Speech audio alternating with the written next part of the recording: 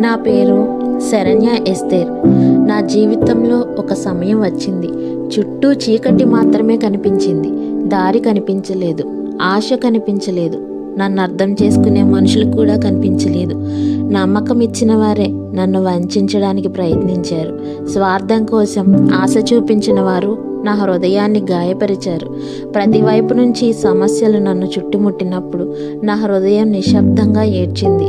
ప్రభువా, నన్ను వదిలిపెట్టకుము. ఆ కన్నీళ్ల మధ్య నేను ప్రార్థించినప్పుడు నేను ఒంటరిగా లేనని నాకు తెలిసింది. చీకటి మధ్యలో ఒక వెలుగు నా దగ్గరికి వచ్చింది.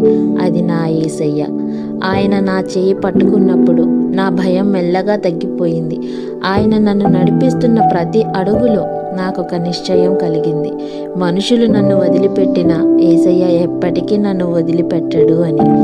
ఈరోజు నేను నిలబడగలుగుతున్నానంటే నా బలం వల్ల కాదు, నన్ను పడిపోకుండా పట్టుకుని నిలబెట్టిన నా ప్రభువు కృప వల్లే.